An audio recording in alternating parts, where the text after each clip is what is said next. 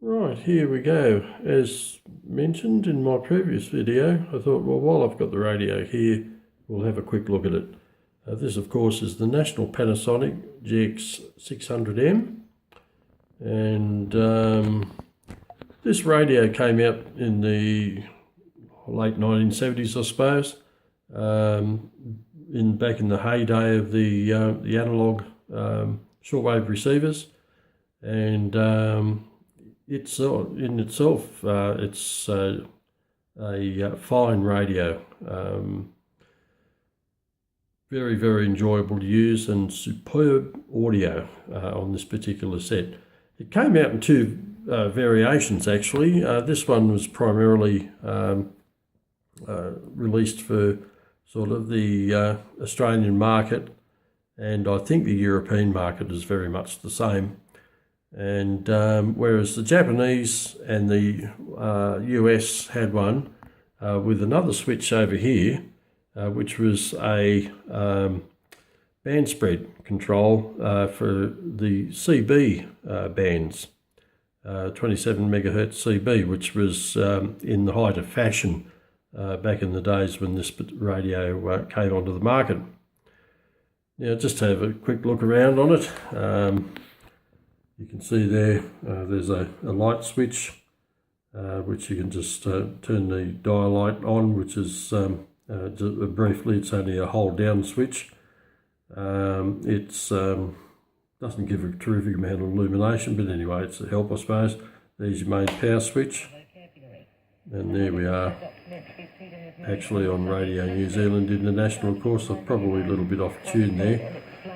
Very good S-meter there, but typically of Panasonic of the day, reading the opposite direction to virtually every other S-meter on the market.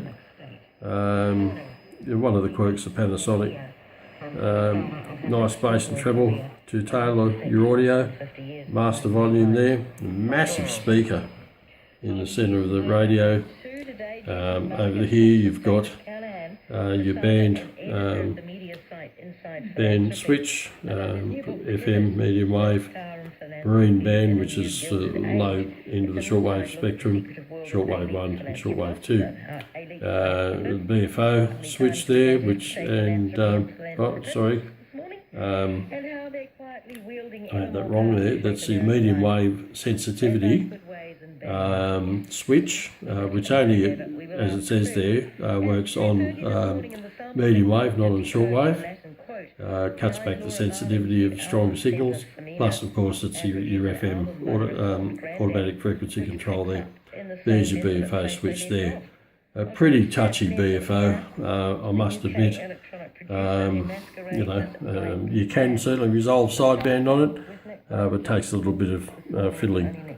There, of course, is your it's a bit hard, this particular radio, to pull up. It's your rotatable ferrite rod. You've got, of course, your telescopic antenna there. There's your main tuning control there. Fine tuning, primarily for use if you do have the BFO on. This is a timer that you can set up to 2 hours. That will turn the radio off in that time. On the back of the radio, you've got external AM and FM antenna connections. Here you've got your battery compartment, and here, of course, you can see this is your AC input. Being the Australian version, of course, it's 240 volts AC. There's the other sort of name of the radio, the RF-1150BA, and of course there's a number of varieties on the market, depending on where they were released in the world at the time. Here you've got MPX out, and you record out for a cassette player, and let's have a look at this one, external speaker there, set at 8 for an 8 ohm external speaker.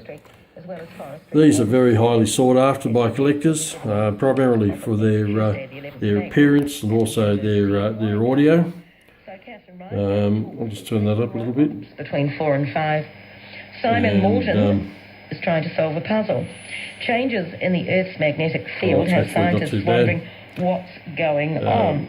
We know that in the past, south was north. It was brought out in conjunction with to compete against many of the Sonys of the time, plus other offerings that came out of Japan to take advantage of the shortwave craze of the late 60s, 70s and early 80s.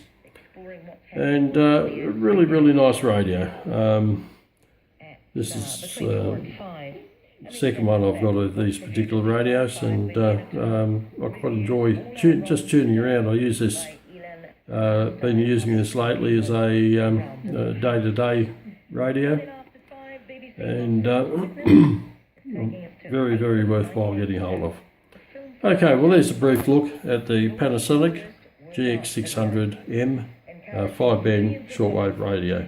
Hope you've enjoyed tonight's presentation. Cheers then.